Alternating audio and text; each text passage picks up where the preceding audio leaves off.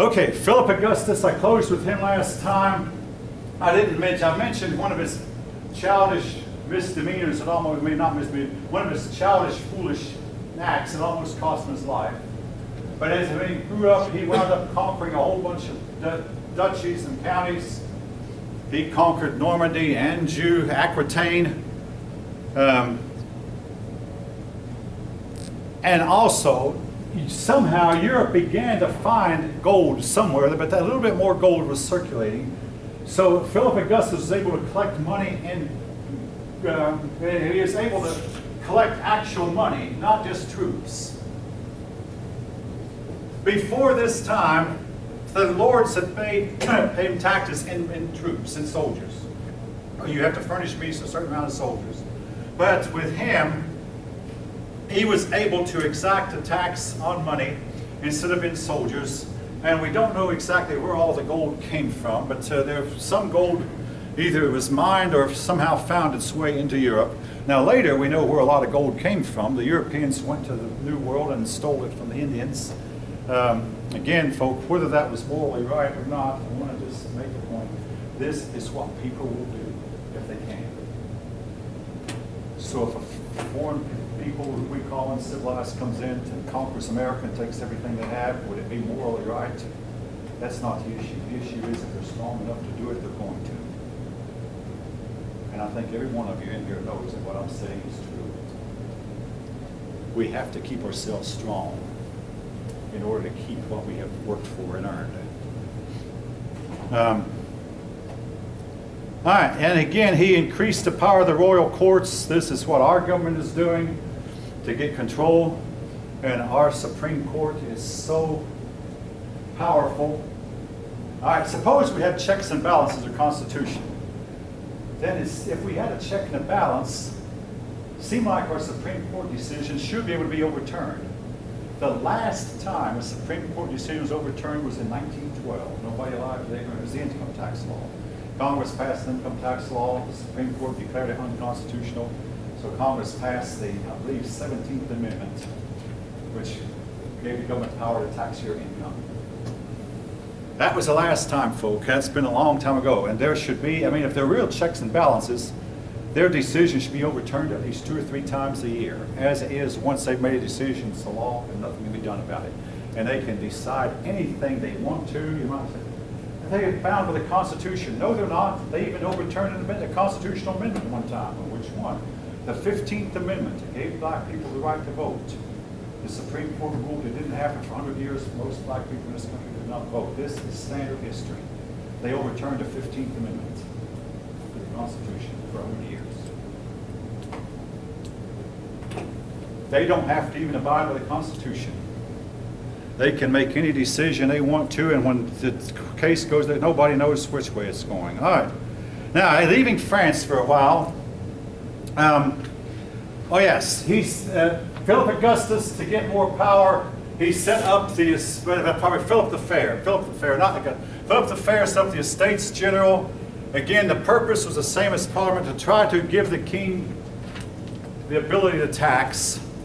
He believed, as did the King of England, that if he could get the nobility together in one room and say, here's why I need this money. We need this money to do this, to build up our navy, to build up our army, we need this money for this reason or that. He believed he could get the Estates General to approve it, and therefore the tax would be more legal and more justified. All right, leaving France and going on to the Holy Roman Empire.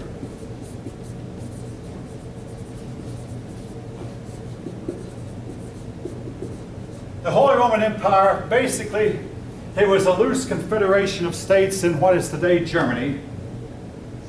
Some people said it was neither holy nor Roman nor an empire.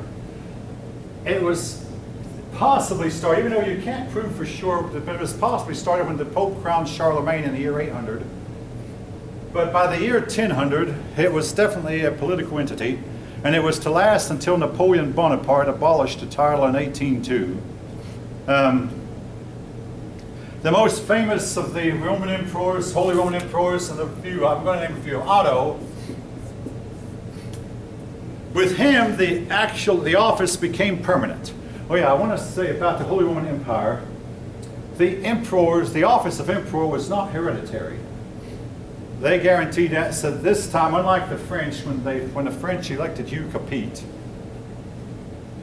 had his son crowned and made the office of king hereditary. But the Holy Roman Empire, the Holy Roman Emperor was picked by a group of nobles called electors, from which we might get our idea of electoral college. But the electors were some high nobles, and they made sure they never picked the son of the former Holy Roman Emperor.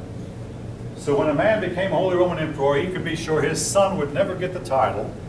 Maybe his grandson or great-grandson would, but his son would not, because but he was picked for life. In other words, he became emperor, and he was emperor until the day he died. Then the electors would assemble and pick another Roman emperor. But when they crowned Otto, Otto claimed that he was in charge of both Italy and Germany, and this became a problem.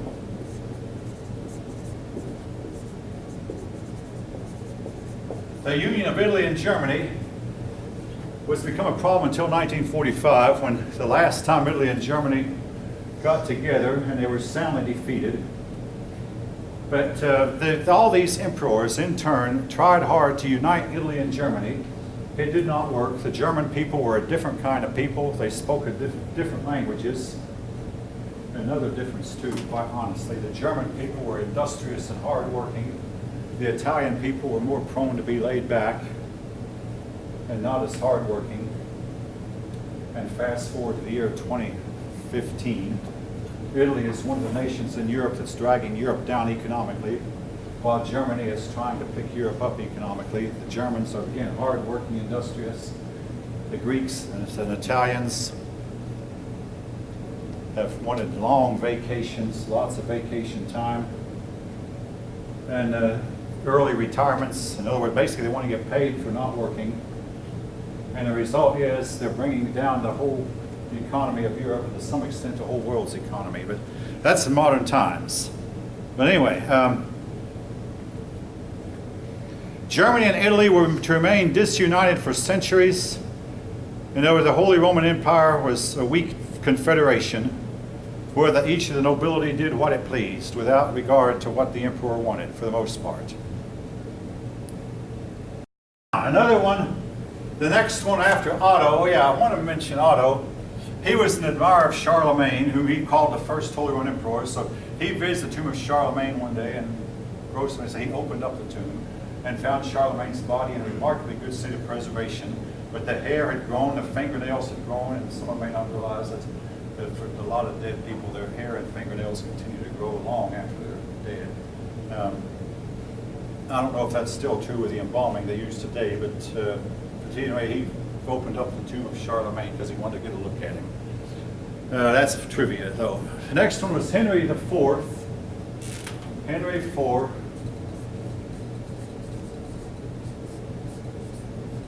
Now, here's where, all right, folk, where he's important. He was part of this long battle between church and state. And with all respect to Henry, I have to say he was on the wrong side of this issue. And here's one. He believed that as emperor, he should appoint church officials, which would have given him a lot of control of the church. This Pope said, no, you do not appoint church officials. The church appoints its own officials. Henry opposed the Pope. The Pope put Henry's realm under interdict. Now, what interdict meant, it was terrifying people in the Middle Ages. It meant that no marriages could be performed, no extreme unctions could be performed, no forgiveness of sins could be granted, and it guaranteed that anyone who died while the realm was under extreme unction would be eternally lost. Well, rather than have this happen, Henry went to the Alps, where the Pope had a winter home in the Alps mountains, and he went barefoot in the snow for 4 days, begging for an audience with the Pope. The Pope finally had to grant him one because being a religious figure, the Pope was supposed to believe in forgiveness. The Pope granted him an audience. Henry begged for forgiveness. Henry was restored to the church, but the king's control over the church was weakened. The church got to appoint its own officials. Now, folks, why is this important? Because in a battle between church and state, everywhere where the church is controlled by the state, or in other words, where the state controls the church, the result is a downhill fight. I mean, well, the whole country goes downhill. It's been very important that the state remain independent of the church. And one reason why Western Europe excelled and burst out of its seams and excelled economically and politically was the church remained independent of the state and does to this day. All right, recently, not too long, we had a pope resign. Well, we appointed a new pope. No king, no government. The pope was appointed by the church. That is extremely important. More so than just a bunch of words I'm using. But church and state. Now, in a battle between church and state in Europe, there were times when the church controlled the state. Bad, naughty, wrong. There were times when the state tried to control the church. Again, I say bad, naughty, wrong. But church and state, when they became independent of each other. Now, in Russia, the Tsar got control of the church. The result, Russia became backward. Women have always lagged behind Europe. In Muslim world, Islam controlled the state. Result, Islam remained behind. The church and state need to be independent of each other, and yes, I say the church should appoint its own officials and let the state appoint its own. Anyway, Henry lost his battle with the Pope. Along came Frederick I sometime after. Now, again, I'm not naming all these, but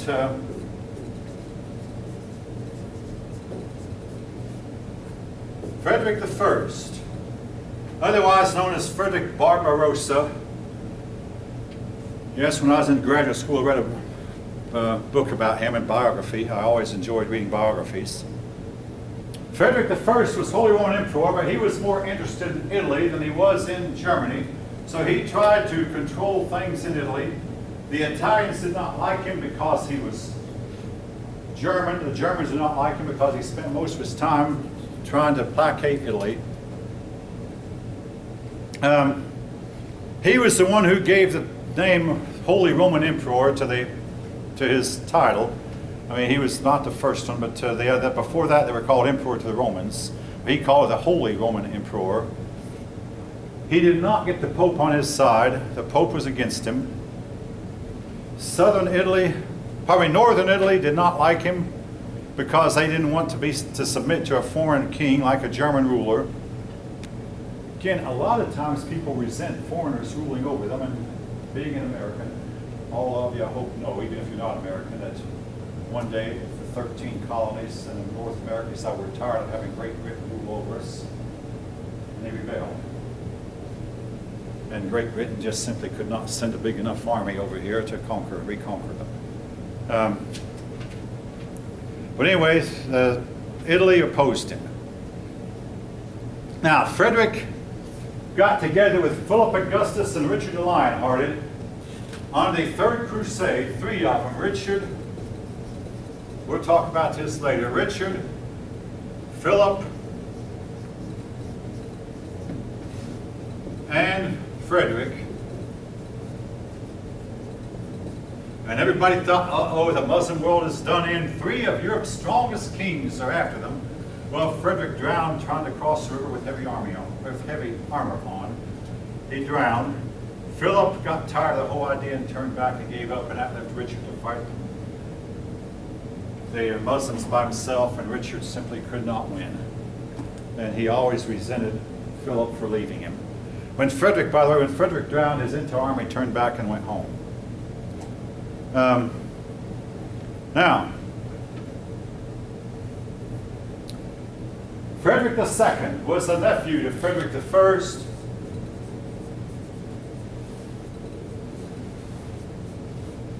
And yes, I read a biography about him also. What comes across to me about Frederick II, he was very brilliant. And like a lot of brilliant men, he also was liberal. And this put him at odds with a lot of the people of his time. But he was king of Sicily because of his mother. His father had married the Queen of Sicily, so he became king of Sicily. And when it came time to elect Holy Roman Emperor, he was not the son of Frederick I. The Holy Roman Emperors were never father's son, but he was a nephew. So he was made a Roman emperor, and since he was Italian himself, this meant he thought he could control Italy as well as Germany at the same time. Well, he was busy trying to get control of Italy, and the German nobles then went on to become independent. So actually he disunited Germany more than ever. Italy and Germany were not to become united until 1870. It took hundreds of years for them to unite.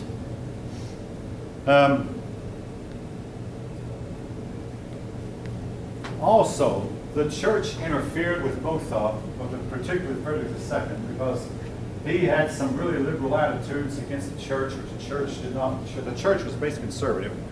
The church interfered greatly in his affairs, and the result was he was not able to do all he might have done. But there was another thing he did. He made one big blunder. That again, it was part of the type of the way the man was made up. He had an army together. They were going to fight against the Pope's army, basically. They were going to fight against the people who were against the unification of Italy. He was going to fight and unite Italy. And one day he got up in the morning and decided, he got his top nobles together, his top officers, hey, let's all go on a hunting trip. Here's the woods nearby. So they went out early in the morning. The top officers went on a hunting trip. Lasted all day. As they got back, they started smelling smoke. When he got to the clearing where his army was, he found that the entire army had been annihilated, and everything in the army had been burnt up, and that was why he was smelling the smoke. He had completely lost his army, and folks, if he and his top officers had been there, it's likely that the outcome would have been different, but the enemy got wind that, hey, he and his top officers were going on a hunt. And even his most ardent admirers have got to say that they criticize him for going on a hunt in time of war when he should have been right there with his men or close by his men and taking the top officers with him. It was a blow from which he never recovered. And he goes down in history. I mean, the history book I had when I was in college called him a brilliant failure. Brilliant in a lot of ways, but independent spirited, independent minded. If I feel like going hunting, I'm going hunting. Nothing's going to stop me. Anyway, yeah. Well, while you're gone, the enemy will take everything you have and kill all your men. But that was something else. Something else your book does not include, but my book did. There have been 50 known experiments that have tried to do one thing he did. He wanted to find out what language would children speak if they were never talked to. So he got together 50 orphan children and told the nurses, don't ever talk to them. All 50 of the babies died. There have been some 40 other experiments done. I mean, folks, even babies who are reared up by wolves at least feel like they're being talked to. The wolves will at least bark at them or whatever. Don't talk to a child. That's why, I had 3 children I was careful to talk to. I mean, we all know they will eventually talk the language that they hear. We also, I think I know something else. Human beings do not have the ability to make their own language. It's taught to us. If we're not talked to or young, we'll feel like we're disconnected from humanity, and we'll feel so bad disconnected we simply cannot live. There have been 50-some experiments that known to be done like his. Frederick was unaware of them, wound up killing all the babies. All right, we'll move on to the Slavs. Slavic people. I want to start off by saying the word slave comes to the Slavs, the word Slav. Adolf Hitler looked down on the Slavs, and he believed that even though they were white, they were inferior, and that it was his duty as an Aryan to go in and take everything the Slavs had, and he tried to. And all of us know he lost. Modern day would-be world conquerors have always lost in modern times. But anyway, the Slavic people came from Central Asia, as did the Bulgars, the Magyars, the Turks, the Mongols, the Huns, the Slavs also. They poured into Eastern Europe. Unlike the Huns, though, they did not destroy, they just simply poured in and settled down without doing a lot of fighting. they divided into several different ethnic groups. Now, they converted to Christianity. Poland and Czechoslovakia and Hungary, those Slavs accepted Roman Catholicism. But those in the eastern parts of Europe, particularly the ones that went to Russia, the Balkan region, or Greece and Russia, they accepted Eastern Orthodox Christianity. Now, we'll talk a little bit about what the difference is. They essentially were the two types of Christianity.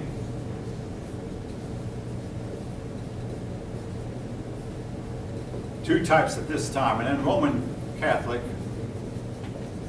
Both of them called themselves Catholic. There's the Eastern Orthodox Catholic, Roman Catholic, and they still exist today as separate entities.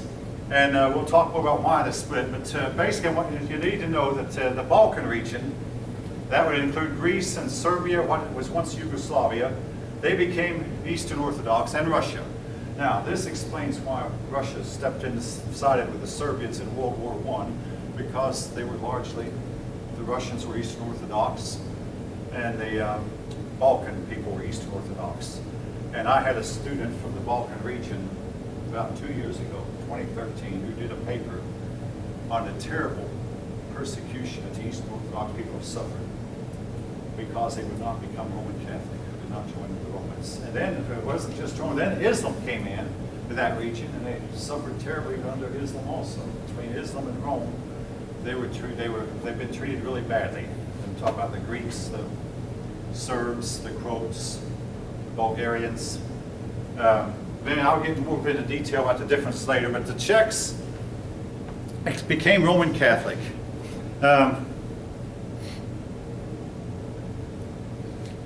right. After the Slavs, your book talks about Russia. Now, in the case of Russia, the word Russia comes from a group of Northmen, Vikings, who were called Rus, who settled in who came down from Finland, Sweden, and Norway. These groups came in, and the local Slavic population assimilated them. They welcomed them in, you might say, and assimilated them. But one of their leaders was a man named Rurik. I'm not going to write that down, but I do want to write down that they wound up, his group settled around the region of Kiev. And for many generations, Kiev was the capital of Russia. Now, Kiev was to remain the capital of Russia for a couple hundred years. But then, they had another leader come along later who was descended from the original leaders, named Vladimir.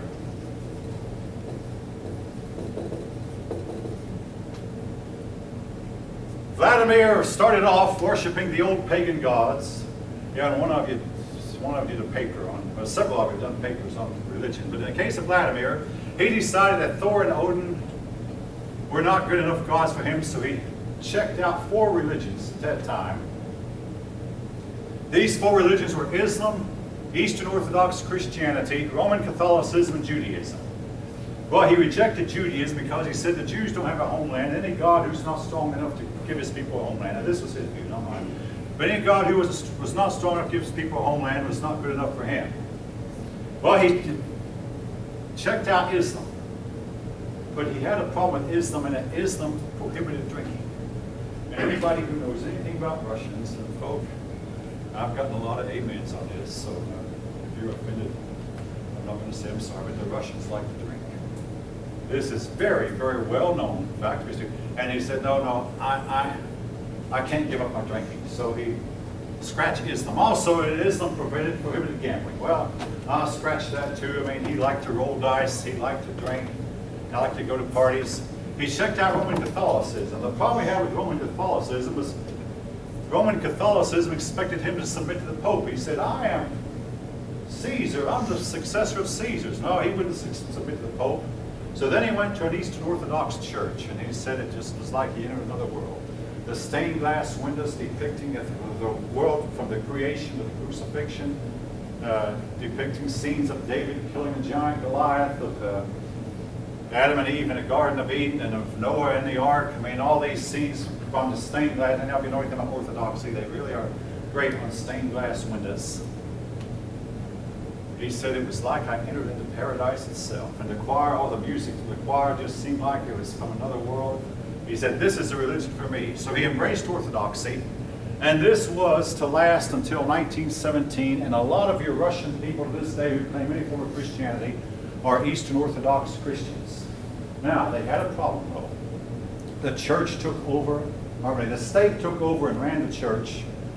And the result was the church remained behind. And when the church remained behind, the whole country remained behind. State and church became one. Again, folk, that has to be wrong. Now, oh yes, one other thing about Vladimir too. He married the daughter of the Emperor of Constantinople.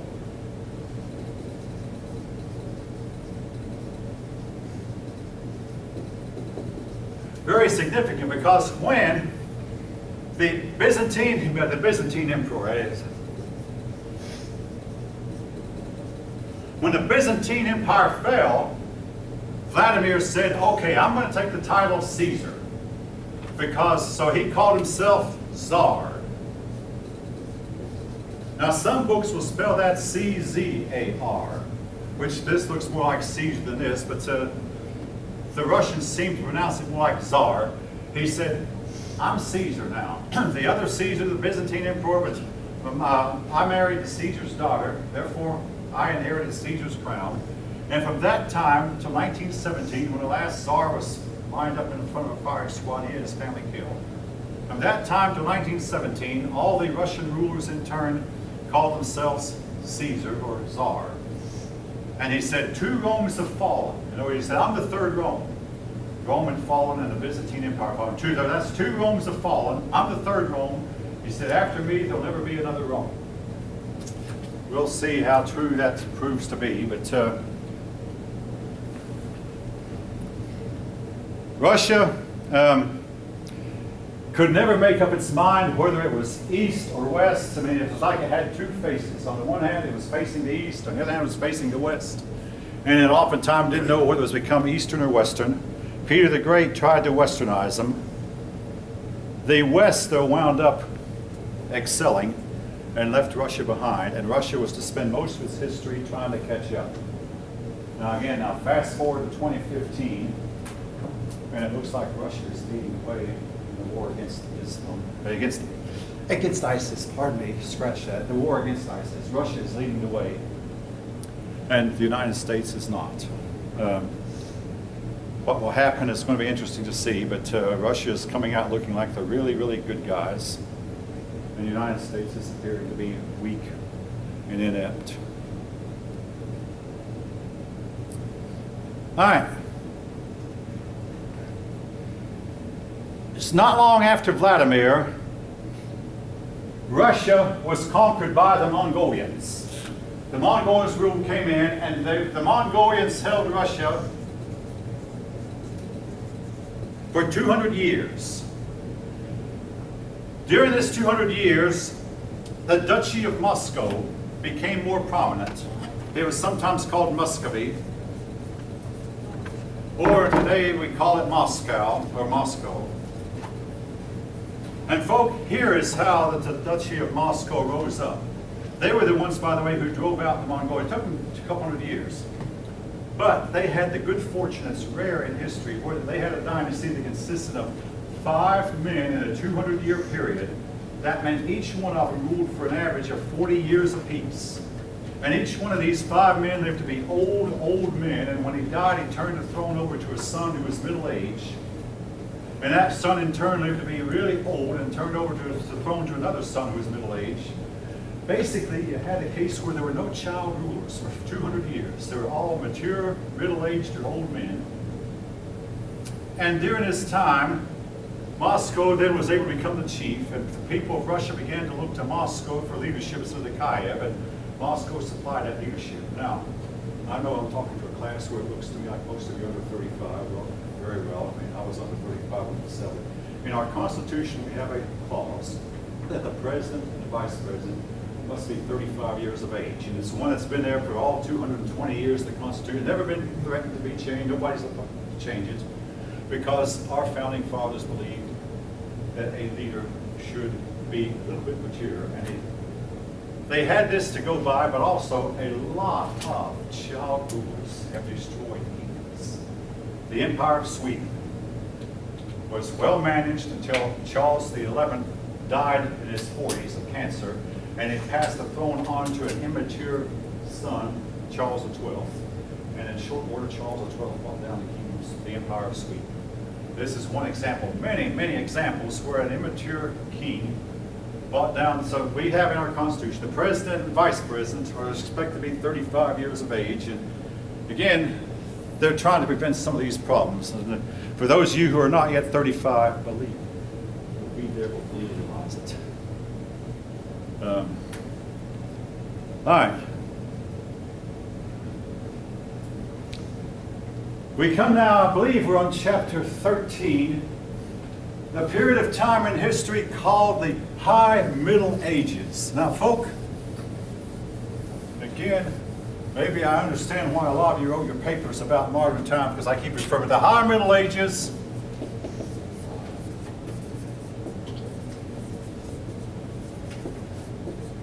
I'm talking about the years from about 1000s, 1100s, and 1200s. What made the High Middle Ages so high? Simply this, folk. The climate was as hot as a firecracker, we believe. Everything about the climate was hot. Even in Greenland. Up in Greenland, where the Norsemen could farm like they did in Norway.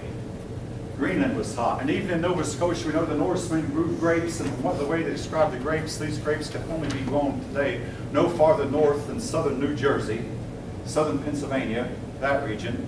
And south of that, these grapes cannot be grown in Nova Scotia today. The High Middle Ages, when they called the country they found Greenland. Why? Because it was a fertile, green, grassy land. Today it's nothing but a huge overgrown ice sheet. Nothing green about it. It's a white land, if anything, but it still has the name Greenland. The High Middle Ages were as hot as a firecracker. And mankind never had it better. In China, they were prospering under the Sui and Tang dynasties at about this time. And in Europe, because of the prosperity, more and more serfs were able to gain their freedom. Oh yes, I didn't mention, at the bottom of the social totem pole were the serfs. The word serf is just barely above a slave. The only difference between a serf and a slave was the serfs could not be bought or sold. But for all practical purposes, serfs were owned by their overlords. And they were bound to the soil. They did the farming. They were not allowed to hunt. They were not allowed to fish unless they got permission from the Lord. In that case, they had to give the best of their produce to the Lord. So if a serf was got permission to fish, he had to give the best of his fish to the Lord, and he took what was left. But they were owned by their overlords, but the difference was they could not be sold to another estate. Otherwise, they were slaves. Anyway, serfs were able to buy their freedom. Europeans began to move from the farm to the town. The number of city dwellers got bigger, trade increased. The population between 1000 and 1300, that's the time period we're talking about, doubled. And one day the population of Europe doubled. Now, the population of Europe reached its high in the year 1300, and then it declined greatly, never to recover until 1750. So what Europe had in the way of numbers in 1300 was not to be reached again until 1750. Because not only was there an ice age in the 1300s, in the late 1600s, Europe was hit by another ice age, and this time we knew it to be back. And Europe's population again declined by the millions. But finally in 1750, due to two things, Louis Pasteur discovered that germs cause disease, but the germs could be killed by soap and water and by hand washing and by cooking, baking, and heat. Heat would kill germs. That helped. And then Edward Jenner developed the smallpox vaccination. That helped. also, what really helped was the climate warmed up, and it's been warming up ever since.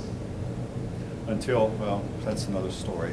But anyway, population doubled, and in general, there were fewer wars.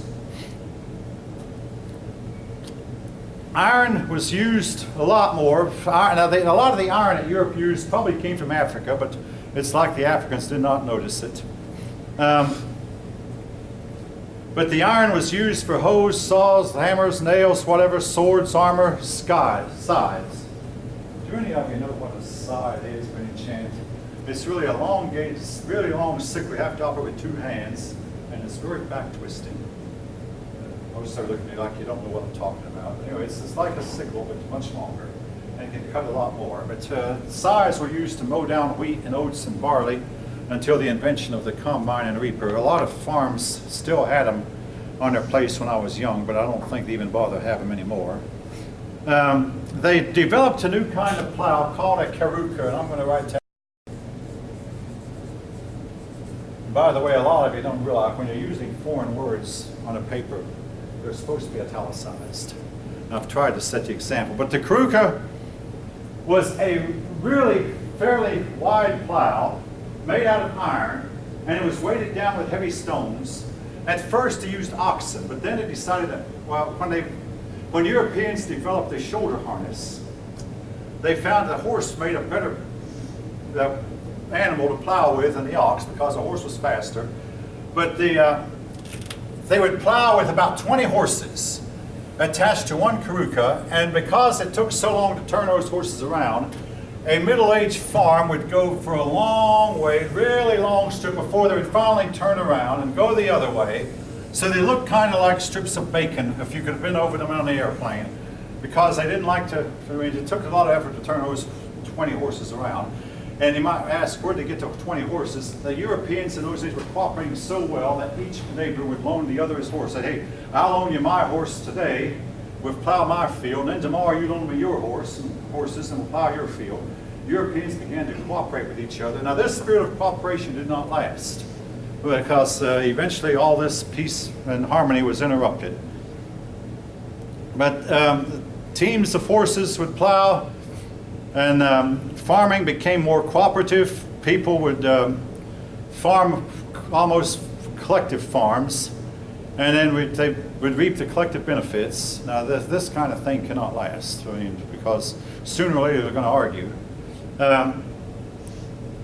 Again, they started using something the Chinese had developed. They would put the collar, I mean, they put attach the horse to the plow to the horse's shoulder, not to his neck. And this enabled the horse to pull more. Windmills came into widespread use.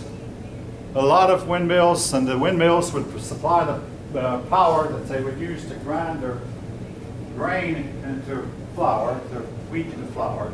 If any of you know anything about the process of changing wheat into flour, and then from there making bread or cake or whatever you want to make. There's a lot of stuff you can make with flour, pastries or whatever. Wheat was ground into flour, and again, windmills were used. They eventually started building dams and then building water wheels on the dams, and using water power also. The problem with wind power, folks, is the wind doesn't always blow. Now, hey, we're going back to wind power. A lot of persons are constructing big windmills to supply electricity, and again, they have this problem. The wind does not always blow. This is still true in the 21st century. As for water power, water sometimes freezes up. Now, we don't see that much here in the South.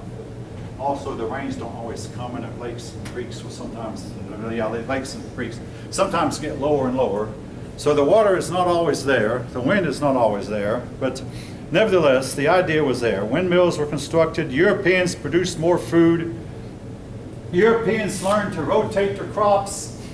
Like if this were a crop for field, this is field A, field B, and field C. They might plant wheat on this crop in field A one year, and barley on this crop, and nothing on this crop. Then the next year they let this crop be nothing and plant wheat on this one and barley on this one. Then the third year they would plant nothing on this crop and wheat on this crop and barley on this one. They realized that certain crops would use certain minerals in the soil, so they would he practiced what's called crop rotation, 3 field instead of 2 field, and letting some land lie fallow for you.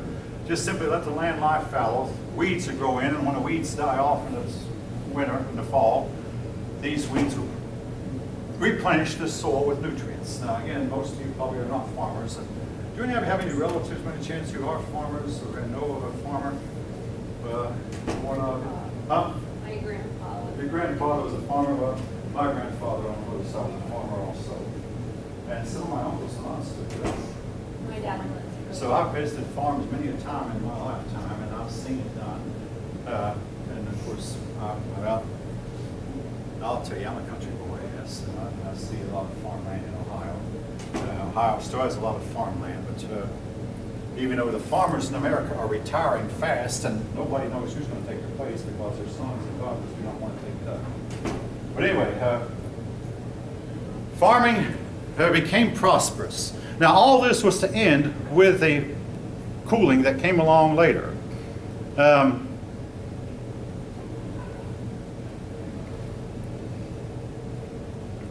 Anyway, diet was based a lot on bread, and a lot of the drink was what we call ale. It was an alcoholic drink. What happened in Europe, and this is still going on, European waters became so polluted that even they knew it was, you could get sick drinking them. So they started drinking a form of alcohol that was greatly reduced in its alcohol content. But nevertheless, a lot of Europeans died from accidents that were brought on by excessive alcohol consumption. And a lot of Europeans became alcoholic. It's believed that practically every European drank alcohol during the Middle Ages. And when they came to across the ocean, a lot of them drank. Then came the Industrial Revolution, and industrialists realized, hey, we have to have a sober crew working in our factory. We just can't have drunk people. So they began to discourage drinking. And drinking was somewhat curtailed at that point. But there was, before that, there was a lot of drinking. And the alcohol led these people to take risks that they would not have taken when they were sober. And we can tell when we dig up the bodies, a lot of the bodies are mutilated, like they suffered from a very high fall or suffered some kind of other accident that they probably would not have suffered had they been sober. And a lot of ale was consumed. Trade, again, money was coming in on the scene. Trade was more by money than by barter. Barter is where you exchange one item for another of supposedly equal value without money being involved. But the trade began to be more by money. Money came on the scene. Europeans were becoming more industrialized. Craftsmen, the craftsmen began to organize themselves into unions. These were called guilds. A lot of people believe the guilds were the forerunners of the trade unions that would come later. Basically what the guild was, it was supposedly set up to make sure that customers received a fair share, a fair break. In other words, make sure that every cobbler, a cobbler was a shoemaker, that every cobbler was producing shoes of a certain quality, and that if you bought shoes made by a member of the guild, you could be assured you were buying good shoes. But another thing it did was it stifled competition. Everybody was expected to be a member of the guild or you're ostracized. So they, to teach people these trades, they had apprenticed. And these are still, it goes on in factories, journeyman, and finally master. The apprentice, he was someone who was learning the trade. He would watch the masters do the trade. Then the journeyman, he actually, the word apprentice oftentimes meant unpaid helper. A young child, maybe 10 years old, who would watch the work being done. He would run errands, send messages from one place to another, or go get parts when parts were needed. He'd watch the work being done. Then the journeyman, he was paid. Oftentimes the journeyman started at the age of 17. The apprentice might start off at 9 or 10. The journeyman at age 17. Then the master, when he got to be really good at doing the job, he could then own a business and join the guild. To help circulate money, they set up a system of fairs, and this still goes on.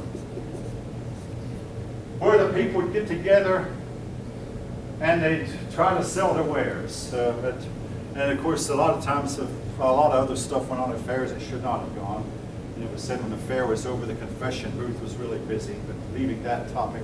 But anyway, they'd set up fairs, and there's they would display their wares, and people would go to fairs hoping to get bargain prices. They would imagine that the price they spent at a fair was less than the price they would get. In some cases it was less than the price they would get at a store. The reason the price would be lowered, the seller would hope that he could sell more of a product at the fair than they did normally, and therefore he could sell it at a slightly reduced price, maybe sometimes a greatly reduced price. Fairs were set up. Again, all this was beginning to get money circulated. All right.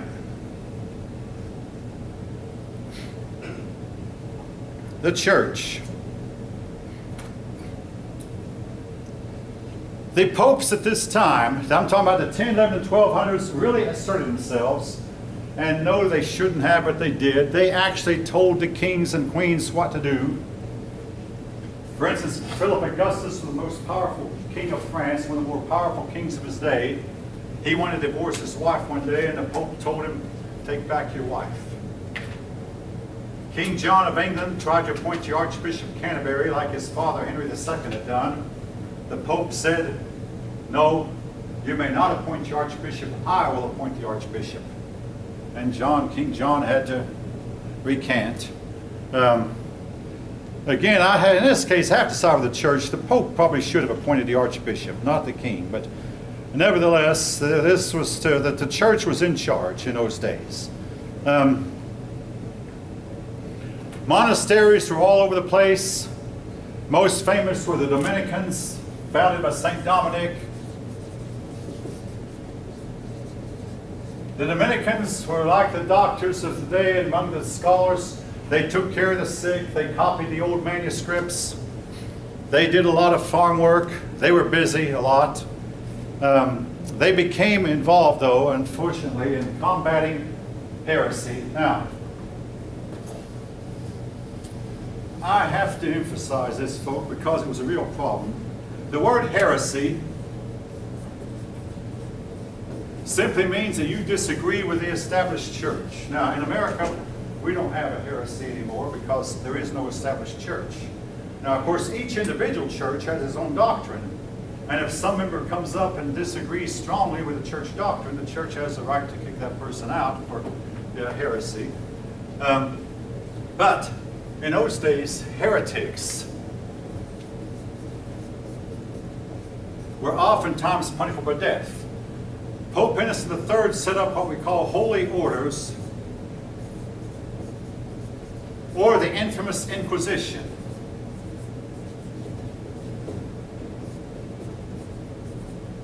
The Inquisition, where they would torture people who were accused of heresy or being something other than Roman Catholic. And the torture is often so gruesome, I'm going to try to describe in detail here. A lot of people, into the millions of people, died under the Inquisition. Now, most recently, Pope John Paul II issued something that could be called an apology for the Inquisition. For many generations, popes did not apologize for the Inquisition. Today, at least one of them has. The Inquisition was to become a real, today it's a real thorn, you might say, on the church's side. But at that time, they felt like it was a thing to do, that everybody in Europe had to believe alike. Anyone who didn't was punished. Did I say holy orders? That should be holy office. Holy orders, that's what the monks and nuns do, or the priests do. Holy office. It was a nice way of saying we're going to torture people who disagree with us and kill them brutally. Anyone who disagrees with us can be expected to be brutally killed. Holy office, or Inquisition. Set up by the popes at this time to make sure everybody remained under the influence of the church. Now, between then and now, Europe underwent a period called Reformation. That changed a lot of this, but we're back in the 1200s right now.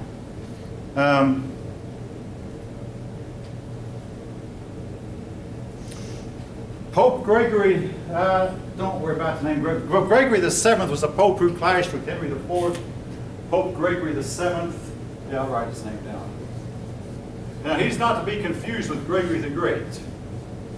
Another one. Gregory the Seventh, he clashed with Henry the Fourth and won.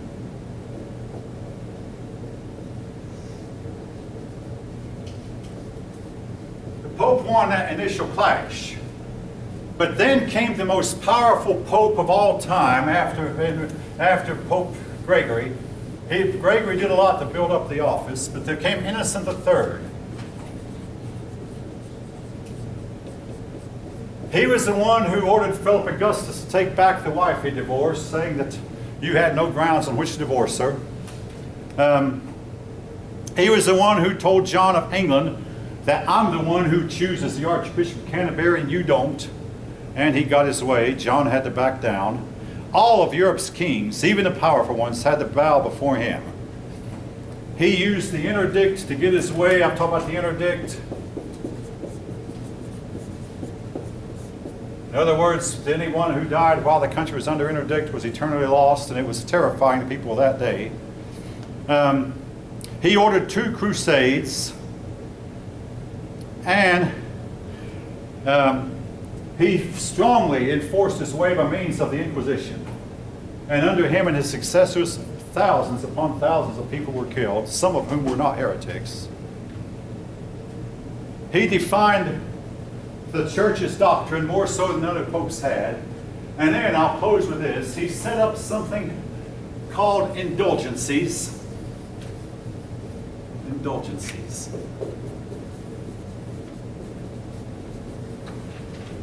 Now, folk, I can never talk about indulgencies without blushing. Maybe in a minute you'll know why. Essentially, an indulgency was where you would go to a priest and you'd tell the priest of a certain sin you wanted to commit. Well, if then you and the priest would haggle over a certain amount of money, and the priest would try to, the bigger the sin you wanted to commit, the more money you'd charge. The richer it was, you and the priest would haggle over the amount of money. Then you would pay the priest, and the priest would write you out a bill of indulgency that basically said you were forgiven for that sin. And then it was known by both you and the priest you were going to go out and at least try to commit the sin that you had just purchased forgiveness for. Now, if you think that theology is bad, everybody today thinks so too. And I must say the Catholic Church no longer sells indulgencies. But the sale of indulgencies went on so long that St. Peter's, that is still standing and still used by the church, was built by money from the sale of indulgencies. Now, the sale of indulgencies now ran head on into a certain man one day, and I'm going to see how many of you know who I'm talking about. The sale of indulgencies eventually got stopped. A certain man proved to be bigger than the indulgency store. Anybody know who I'm talking about? This man's name was Martin Luther. Some of you might not have heard of him, but Martin Luther changed the whole course of Western European history by standing up to the church and saying, some of your practices are wrong, and he got away with it. He had some high up German nobility on his side, and that helped, including Frederick the Wise, one of Germany's electors. But he told the church, hey, you're all out of step. Got away with it. But that's a story for a later time. All right, everybody, have a good weekend. I hope